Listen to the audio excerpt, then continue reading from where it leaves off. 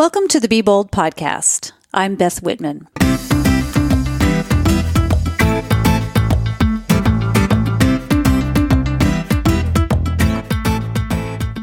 Hey, every once in a while, I take a break from my long-form conversations to interject a little personal story about what's going on with me.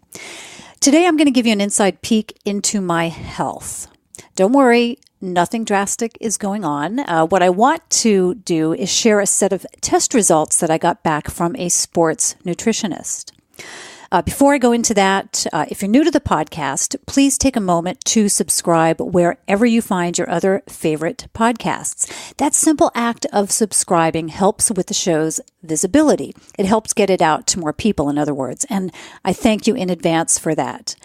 I also encourage you to go back to previous episodes where I highlight courageous women doing extraordinary things. I've been fortunate to speak with a wide range of amazing women, including TV host and travel expert Samantha Brown, Pauline Fromer of the Fromer Guides, travel writer Geraldine de Ruyter, also known as the Everywhereist, professional musicians including Laura Love and Naomi Wachira, as well as chefs, Buddhist teachers and practitioners, and so many more. Okay, today's episode. I first want to give you a heads up that there's a lot of information packed into this episode, and it might not be for everyone. I'm providing this info because I had several people reach out to me wanting to know more when they heard I was having these tests run. So I thought it would be a good idea just to get it all out there because I thought there would be at least some folks interested in it.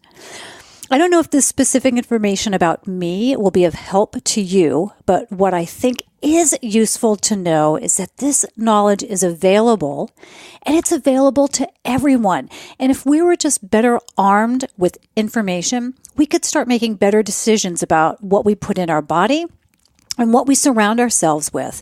And I think that is the real takeaway from this episode. Now, I'm a fairly healthy person, but I was genuinely surprised when certain test results came out the way they did. But armed with that knowledge, I can now make decisions to help improve the way my machine runs. And as I go through this information, do forgive me if I stumble over some of the words here because they were a little bit out of my league. Okay, so what got me here? You might recall my conversation with Nicole Davis for episode number 34. Nicole is a two-time Olympic medal winner in volleyball. She now works with Dr. Michael Gervais at Compete to Create. Compete to Create was founded by Dr. Mike and Coach Pete Carroll, yes, of the Seattle Seahawks. Go Seahawks! And their aim is to provide people with tools that help them live their best selves. Many of their clients obviously are athletes, but they also work with Fortune 500 companies to help their organization's employees work optimally. During that conversation with Nicole, she mentioned a sports nutritionist by the name of Chris Talley, who provided her with results and analysis based on a rather large set of blood and urine tests. I was really intrigued by this because I think the more information we have, the better off we can be, not only as athletes, but as people. You all likely know already that I'm a marathoner, and you might know that I'm someone who pays a lot of attention to my diet, my health, and my mindset. All of these work together to not only help me perform better as an athlete, but also to recover more quickly. So performance and recovery. In other words, if I'm eating well, I'm optimizing my energy, whether it's on a 20-mile run, during a track workout, or just sitting at my desk. And yes, I think it's important to feel well, even if you're not a quote-unquote athlete. So I was really intrigued by what Nicole had to say about her test results and what mine might say about my physical and mental performance, both in my running sneakers and out of my running sneakers. Luckily, John was also really interested. John's my better half. Actually, he was probably even more intrigued because he's kind of a data geek. Anyway, right around the time that Nicole had mentioned Chris, he was featured on Michael Gervais' podcast, Finding Mastery. And I highly recommend that two-part conversation between Chris and Dr. Mike to anyone even marginally interested in improving their health. And I'll link to that in the show notes, but you can find that on Finding Mastery and just look for Chris Talley. During the conversation he had with Dr. Mike, he gave an example of an NFL team he works with, and he works with, I think, about 11 total. He ran their tests and found that they all had a specific issue in common, and it was unusual that they all would have the same problem, so he knew it wasn't something that was just coming from their homes. He knew that they were all getting exposed to it. It turns out it was a product they were all using in the locker room. Likely a product that contained parabens and phthalates, which are common in shampoos and soaps. And it was blocking a key function for them. And I'll talk a little bit more about that later because the same thing happened to me. What they did was they changed out these products and they were able to reverse this issue, which ultimately one would hope would help them perform better. Knowing that that kind of information might be available to me was all it took to make me want to be all in and want to do these tests myself. So here's how it all went down. Together, John and I contacted Chris and had an initial phone call to find out the process of working with him and what we might expect in terms of the results. He explained that he would be checking about 200 markers in our blood and our urine samples and would be looking for nutritional deficiencies and toxicities that could be affecting our well-being or performance. And Chris sent us our lab kits and warned us in advance that there would be a lot of vials and that there would be more blood drawn than we've ever had previously, but less than the amount if we were to give blood. So more than going for routine tests, in other words, but less than if we were to give blood. For the record, I am really squeamish about needles, so this wasn't great news for me, but I was willing to suck it up and do it anyway. With our urine samples in hand, we trucked off to a blood center in Seattle that he recommended, and the technician there had never seen so many vials in her life. She couldn't believe that we each walked in with these two big boxes and they needed to be filled. But she drew our blood and took care of shipping them off to the lab. And a couple of weeks later, we were back on the phone with Chris for the results during a 2-hour conversation. And here are those results, just a bit condensed. First, allergies. Now, I've never had an allergy panel done before, but there are a couple of things I've assumed I'm allergic to because I have a minor reaction to them. And that's grapefruit, hazelnuts, and apples. Now, hazelnuts weren't tested for on this panel, but apples came up absolutely nothing. I was free and clear of that. And grapefruit had just the tiniest of sensitivities. So nothing, no flag there. What was shocking was that I'm allergic to casein and milk, like severely allergic. Casein is the protein that's found in dairy, and that's like cheese, yogurt, and milk. And it was the exact thing that just a few years ago I was trying to eat plenty of when I first started working out doing P90X. I had read that casein helped build muscle. So I doubled down on it and I would eat lots of yogurt to get plenty of it. And I never felt bad. So it never occurred to me that this might be an issue, that I shouldn't be having it. But in the past few years, I've been leaning toward a vegan diet and find it really interesting that I naturally gravitated toward this lifestyle. I never felt bad eating dairy. Well, I guess like no worse than the next person who gorges at a cheese tray at a dinner party. So I never actually felt bad. I just thought, given what I've come to know about the detrimental effects of dairy and meat, that this would be a better route for me, that taking it out of my diet would be better. So that was why I made that decision. Anyway, there have been things over the years that I've eaten with casein and milk, such as yogurt and protein bars. And if I got tired afterwards, I attributed it to the sugars in the yogurt or just simply because the protein bar was processed. But now in thinking back, I think that maybe my reaction to that was just because it was an allergen for me and I just didn't know it. Now, the second shocker about this is that I had the antibodies for casein and milk in my system. Now, I always say I'm 95% vegan, and that's because I might want to treat myself every now and again to a little bite or two of croissant during Sunday brunch. And that would be my 5%, because the rest of the week I'm doing pretty well.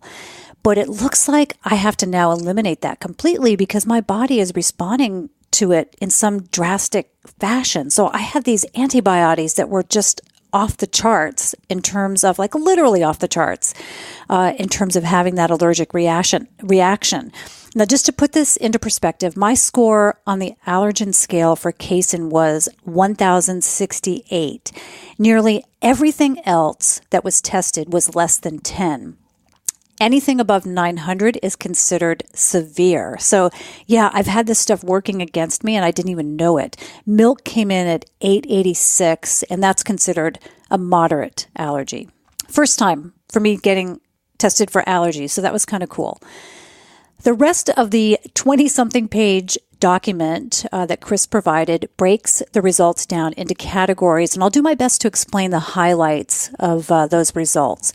In terms of cardio health, I learned that my cholesterol is pretty darn good.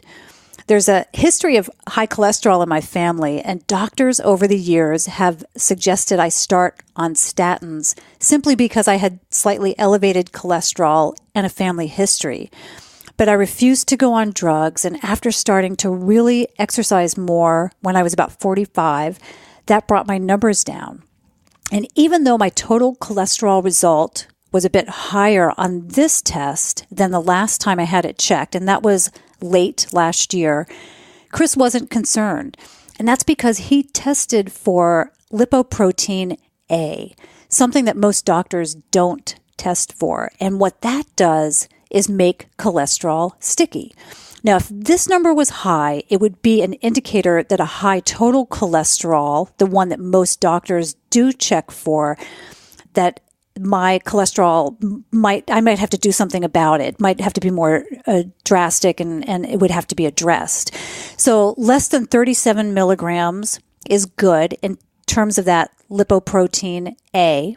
I scored a 2. I scored a 2 on this, and he said that I tied with the lowest he's ever seen. So yay me. So great score on that meant that my overall cholesterol was just fine. So good lesson for me that check all the markers, check all the indicators before you go on a drug or have a doctor kind of coerce you or encourage you to be on medication.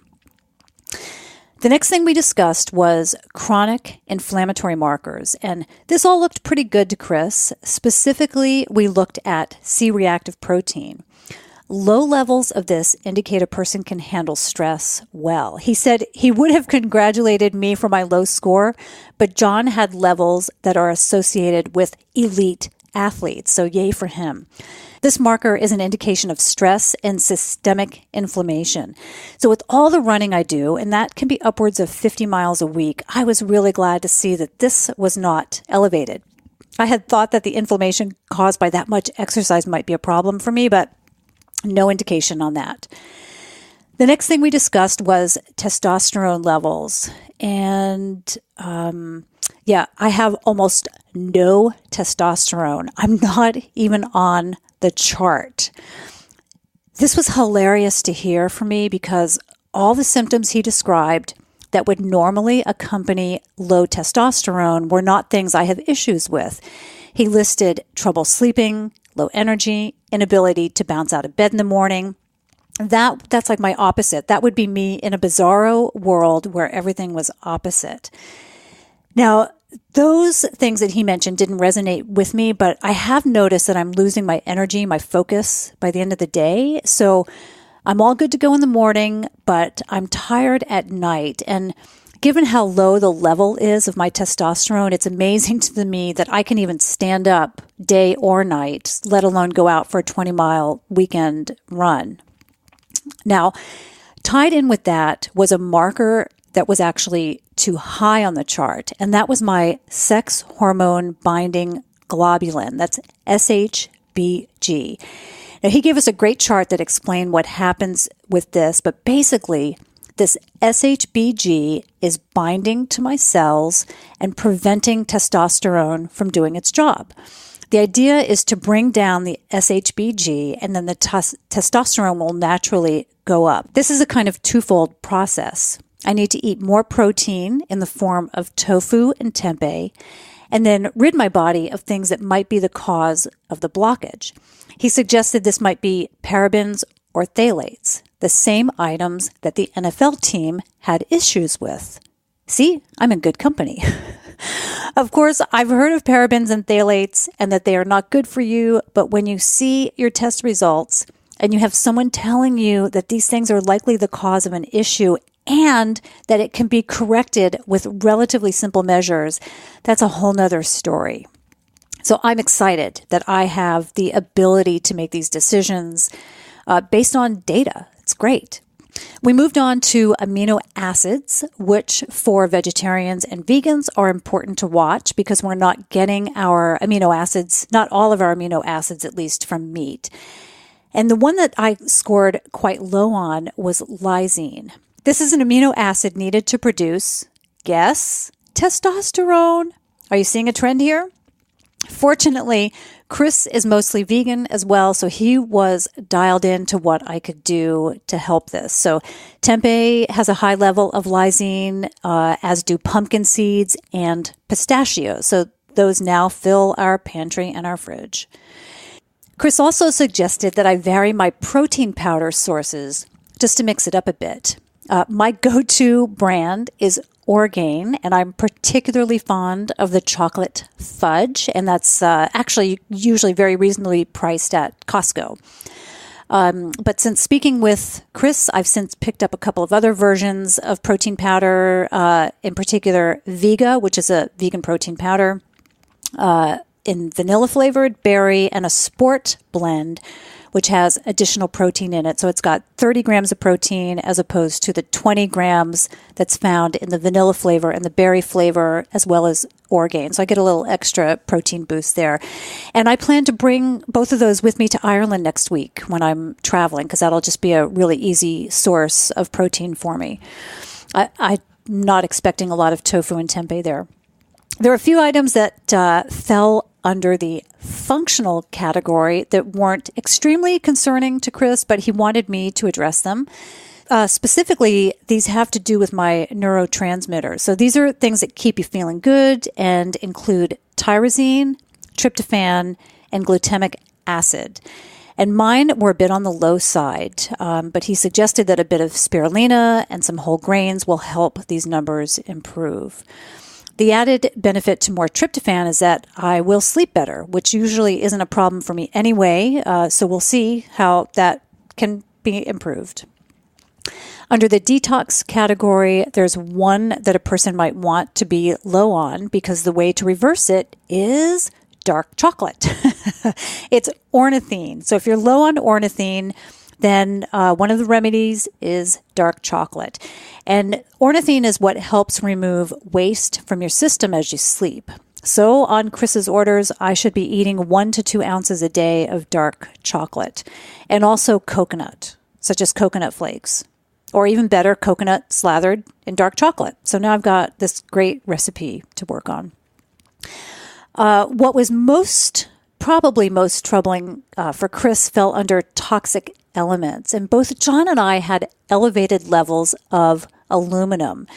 And this is associated with Alzheimer's. So you can see why we'd want to bring that down. Now, we went through a list of possible things where our aluminum might be coming from, but there wasn't anything really obvious. We generally don't cook on or with aluminum foil, except for maybe once a week in our toaster oven. We don't wrap things in foil. Our pans are mostly stainless steel or copper. John doesn't use a deodorant with aluminum, and I had stopped using one during the winter months because of my own concern about it not being natural. So even then, Chris said that despite popular lore, there haven't been any studies showing an increased level of aluminum in people who use deodorant or antiperspirant. So that probably didn't matter anyway.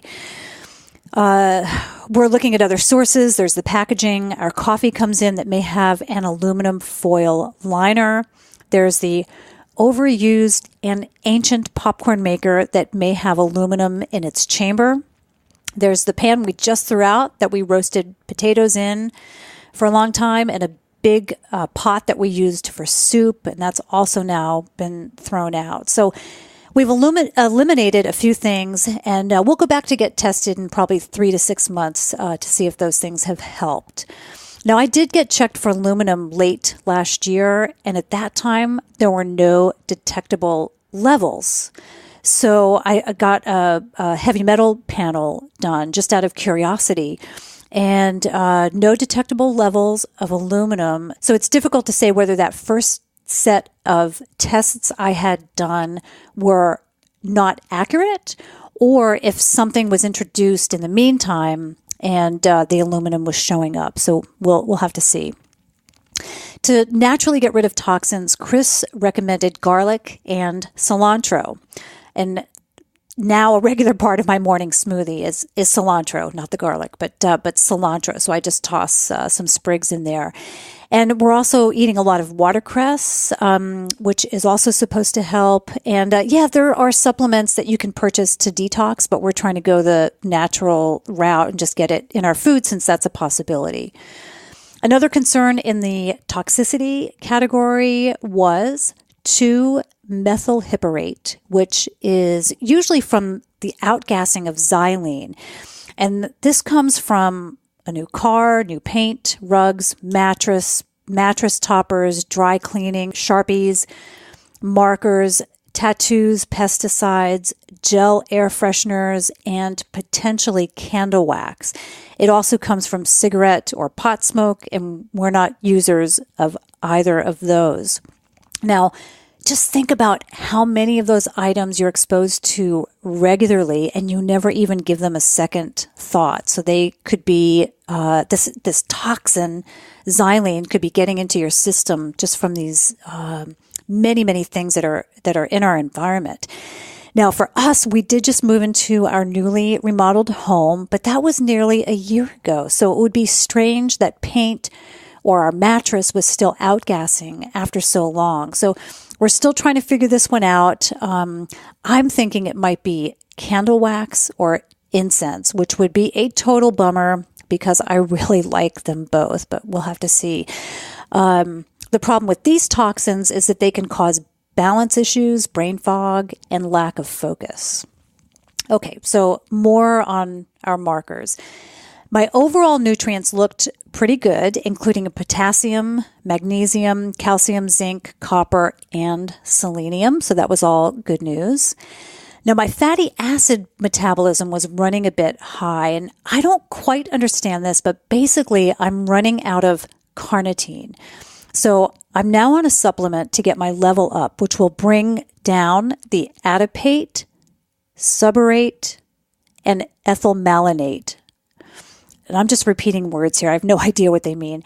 Basically, if I'm not running out of carnitine, I'll have more energy toward the end of a run or a long workout. So Chris recommended specifically acetyl L-carnitine, and that has an added benefit of helping with memory. So that's kind of cool. Now, there were a couple of markers that fall under the fatty acid profile that he wanted to see higher. That was EPA and DHA. Now, these are omega-3s that most people would get from fish. But since I don't eat fish, I'm now taking supplements for both. And omega-3s, by the way, are believed to have benefits with cancer, cardiovascular issues, depression, and more. And I don't have any of those, but it goes to show you how important they are for a wide range of health concerns. There were a couple things that showed up on the low side that are needed for energy that he said could easily come from coconut oil, coconut milk, and macadamia nuts. I said that sounded like a trip to Hawaii to me, so I think that's a pretty good antidote. There was another marker, hydroxymethyl glutarate, which was also high. And it means that I'm running out of coenzyme Q10. Athletes have reported better performance if they take this prior to working out. So I've added that to my morning snack before I run. So I just take a little capsule before I run in the morning. Now, I had a couple of markers that showed I'm not getting enough biotin. So I'm now taking a supplement for that. But this is also found in Swiss chard, sweet potatoes, mushrooms, peanuts, and peanut butter. My methylmalonate was a bit high, which rises without enough B12. And this is one of the supplements that all vegans and vegetarians need because it normally comes from animal sources.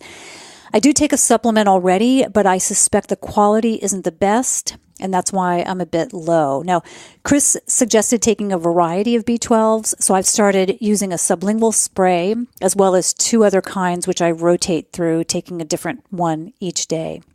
Now, strangely, my vitamin C level was also low, and that's weird because I take a vitamin C supplement twice a day.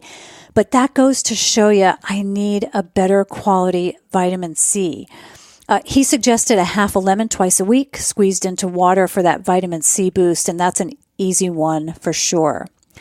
And finally, my gut bacteria was a little off, but nothing too alarming. He suggested a probiotic, such as VSL number 3, which we actually have in the house. I just haven't gotten into the habit of using it, but I probably will because I think it'll do me some good. So overall, I felt like I am in pretty good shape. There are some things that I can definitely work on to get healthier, and I'm really interested in seeing kind of what happens once I get some of these things under control here. Now, one thought that I'm going to leave you with is please don't take this information and try to cobble together your own set of supplements. I'm not a doctor, but I would say that there's probably no harm in taking the supplements I talked about, but you could very well be throwing away a lot of money if you're not taking supplements that are actually going to help you. So even John and I were quite different in our needs and what we should be supplementing with. This whole process was a huge eye-opener for me. There were some things I just could not have guessed at, but I'm very glad that I know now, and I'm very excited to test them out and see how I'm feeling in the coming months. I always welcome more energy. As a matter of fact, I'm training now for a marathon this summer, and I'm really eager to see if I'll have improvements in my time. So I suspect I will, because with all this information, how could I not? Now, one thing I will say is that this testing with Chris is on the pricey side. So it cost us each probably just under $1,500 to get these tests done and to get his results and this time with him on the phone. What I will say is that we both pay our own health insurance, and after being dropped from our health insurance provider at the beginning of the year because they were no longer working with individuals, we went with a plan that dropped our healthcare costs. It's basically a catastrophic plan, and it dropped our costs down by probably a couple $100s a month each. And so by doing that, I felt like, well, I'm saving this much money on a yearly basis on my health insurance. Why not put that money into something that's proactive, like these test results, and get this kind of feedback and just use that money for that. And then nothing will go wrong because I never go to the doctor. So nothing will happen this year anyway. So I will have put that money to good use. So anyway, did you hang in there with me? That was a lot of info, I know, so thanks for listening. If you did enjoy this, I recommend that you go back to listen to that episode that I had with Nicole Davis, which is going to give you some really great information in there. And then please do pop over to the Finding Mastery podcast and listen to that episode with Chris Talley. I did ask him if he was able to take more clients at this point, and he said his schedule is starting to free up a little bit, and he's able to take on more people. So if you're interested, you can Google him. He's online, but you can reach out to me as well. And if you need an introduction or you need to get his email address, do that. You can find me at beth@beboldpodcast.com. If you liked what you heard here, please share this episode and the podcast with anyone whom you think might enjoy it. I do rely on word of mouth to help grow the audience. I'd love your feedback. Like what you hear, have suggestions, you can email me at beth@beboldpodcast.com. There's also a guest submission form on the website. So if you or someone you know is doing or has done something noteworthy, please fill out the form so I can find you. This is women that I talk to. So if you're a gal or you know a gal, please send them my way. I do only record in person, but I travel a lot, so there's a chance we might cross paths. You can find out more about me by visiting wanderlustandlipstick.com. If you feel like being bold yourself, you can join one of our wander tours. I've got trips coming up to Mount Kilimanjaro, Machu Picchu, and Papua New Guinea. You'll find all of those on wandertours.com. And if you'd like to connect with me, you can friend me on Facebook, and I'm Wandergal on Instagram.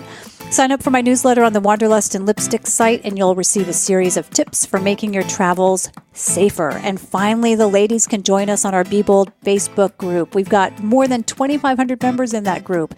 It's where we share goals, talk about our setbacks, and where you can find words of encouragement and inspiration from others. Thank you for joining me for another episode of the Be Bold podcast. Until next time, be bold.